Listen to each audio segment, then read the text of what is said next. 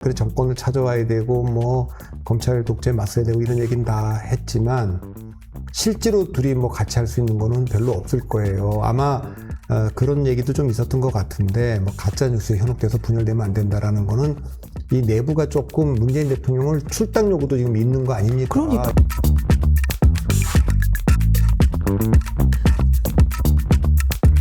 이재명 민주당 대표가 노무현 전 대통령 무역을 참배하고요. 문재인 전 대통령을 예방했습니다. 여러모로 의미가 있는 상황이지요.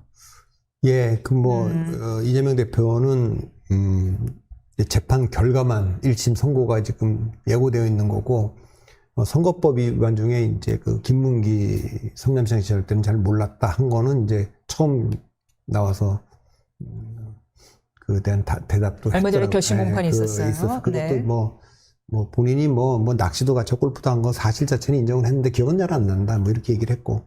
그걸 이제 판사가 판단하겠죠. 그거하고 이제 백현동 건, 국토부 압력받아서 했다 이런 얘기인데 이 두 건에 대한 선고 공판이 10월 달 정도에 나오지 않을까 이렇게 보고 있고 위증교사 문제도, 요것도 좀 작년에 유창훈 판사가 영장 기각할 때 혐의가 다 소명됐기 때문에 굳이 구속수사할 필요가 없다. 이렇게 해서 영장 기각한 사유 중에 하나가 들어갔기 때문에 그 두 개의 판단이 다가오고 있고 문재인 대통령은 지금 수사가 시작되고 있지 않습니까? 지금 피의자로 적시됐다고 하는 건데 문다혜 씨 관련해 갖고 그 수사에서 끝나는 건지 저걸 시점으로 다시 전부 다 울산 사건부터 탈원전 사건부터 대북 어민들 북송 사건부터 또 서해 공무원 피격 사건부터 그게 줄줄이 있었던 것들인데 이런 것들이 다시 얘기가 되는 건지 이런 건 잘 모르겠어요. 다시 이야기가 정말 중요한 말씀 주셨는데 지난주에 말씀을 주셔서 저희가 높은 조회수를 찍은 영상이 있죠. 사실 보수 지지층들은 문재인 전 대통령을 주적으로 보고 있다라는 말씀을 주셨습니다. 그 주적으로 보고 있는 그분들은 적이란 말은 쓰지 말고 알겠습니다.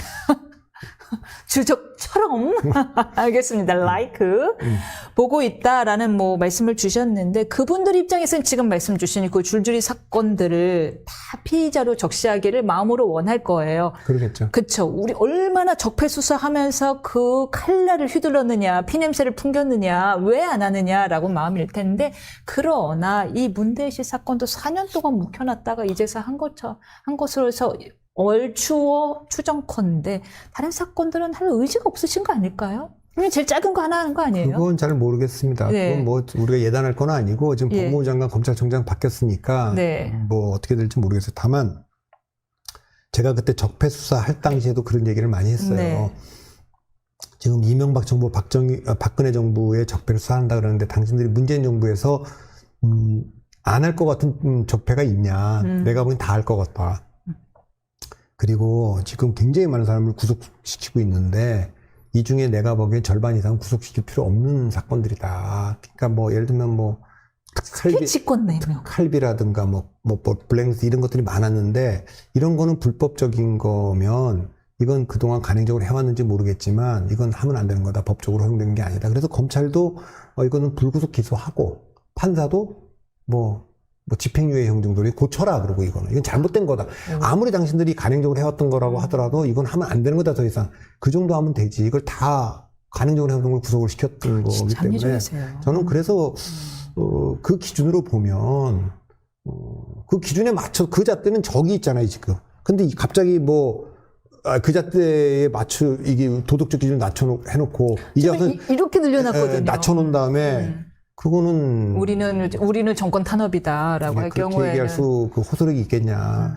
자가당착인 상황. 그래서 어쨌든 만나서 이게 검찰 정권을 찾아와야 되고 검찰 독재에 맞서야 되고 이런 얘기는 다 했지만 실제로 둘이 같이 할 수 있는 거는 별로 없을 거예요. 아마 그런 얘기도 좀 있었던 것 같은데 가짜 뉴스에 현혹돼서 분열되면 안 된다라는 거는 이 내부가 조금 문재인 대통령을 출당 요구도 지금 있는 거 아닙니까? 그러니까. 예, 그리고 지난번에도 예고가 됐었고. 지난번에 문재인 대통령이 박찬대 원내대표 왔을 때도 더민주혁신위를 겨냥해서 직설적으로 얘기도 했어요. 그런 얘기도 있었고, 이건 이재명 대표의 선거가 다가오고 있고, 김경수 지사의 귀국이 예고되어 있고, 이런 상황에서 이제 잠깐 왔다 가셨어요?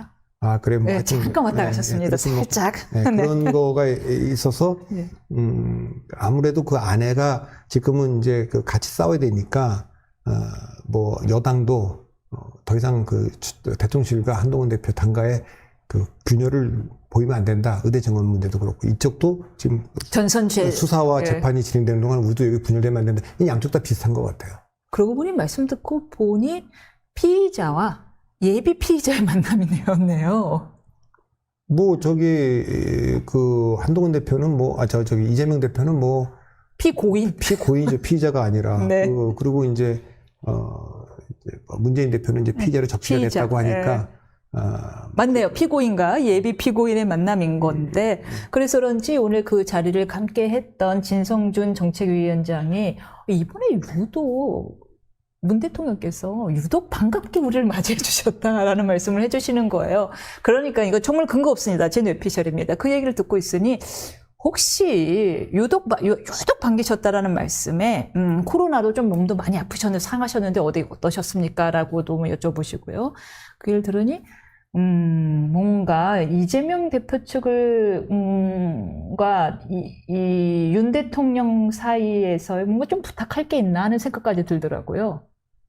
누가 어떻게? 문재인 대통령이 가족이 지금 달려져 있잖아요. 가족이 지금 피의자들이 돼버리다 보니 아이 이재명 대표님 좀 윤 정권 국정 운영에도 좀 협조 좀 해주시고 아이고. 우리 야당도 하나가 돼서 싸우고 대통령까지 지내셨는데 지금 뭐 재판 결과에 따라서 네. 뭐 정책 미래가 아니라 인생의 미래가 어떻게 달라질지 모르는 분한테 자기 딸 문제는 그것이 다 혐의로 밝혀지더라도 네. 뭐 이재명 대표가 받고 있는 혐의에 비하면 상대적으로 세 발의 피자. 그런 부탁은 안 했을 것으로 저는 보고요. 예. 하고 싶어도 뭐 할 수 없는 상황이라고 좀 보고 지금은 이미 뭐 그 상당한 정도까지 다 진행들이 됐기 때문에 어쨌든 좀 그 야당도 뭔가 지금 불안 요소가 있는 거 아닙니까? 대표가 이제 재판 결과를 앞두고 있으니까 그 뒤까지는 조금 뭐 그냥 갈 것 같고 어쨌든 조국 대표까지 포함해서 갈등이나 긴장들은 다 있지만 그러니까 조국 대표, 뭐 문재인 대통령, 이재명 대표 요 세력 간에 있지만 눈에 띄게 지금 여권처럼 분열되어 있지는 않죠. 아예 뭐 반명은 구심점이 아예 없는 상황이잖아요.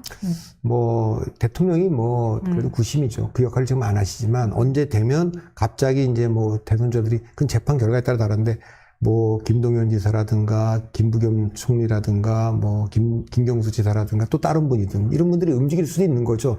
그러나 움직이는 타이밍은 일단 재판 결과가 둘 다 당선 무효형 밑으로 나오면 이재명 대표는 공고해지는 거고 둘 중에 하나가 나오면 약간의 균열이 있는 거고 둘 다 당선 무효형이 나왔다. 그거는 이제 선거법은 100만 원 이상형이고 이건 금고형 이상이면 그렇게 나오면 그때부터는 이제 시끄러워지는 거죠. 야, 이 두 개 파고 그럼 두 개만 있겠어요? 오는 재판들 대북송금이라든가 백현동이라든가 FC 서울이라든가 대장동도 물론 배임도 있지만 거기 제3자 뇌물도 있고 뭐 이런 것들이 미칠 영향들 이런 것까지 감안하면 야 이거 우리가 다 넘을 수 있을까? 이런 생각들이 민주당내에 있겠고 그때부터 본격적으로 움직임이 있겠죠. 하지만 트럼프 대통령에 대해서 대법원이 선고를 연기했던 우리 대법원이 대놓고 연기란 표현은 쓰지 않겠지만 그냥 질질 끌 경우 그래서 확정 판결을 내지 않을 경우 가능성도 있잖아요. 그런 가능성이 있습니까? 법조인가 더 잘 알 테지만 이미 너무 지금 끌어오는 거고 선거법은 원래 이렇게 끌 사안이 아니잖아요. 그러니까 이미 너무 끌었고 미국은 좀 우리하고 좀 다르죠. 미국은 그때도 말씀드렸지만 영향을 미치죠. 면책특권과 관련돼서 굉장히 넓게 그러니까 대통령 그거는 처음에 민주주의를 고안할 당시부터 대통령이 내려올 수 있어야 되는데 믿고서 보복당하지 않는다. 그 원칙이 매우 중요해.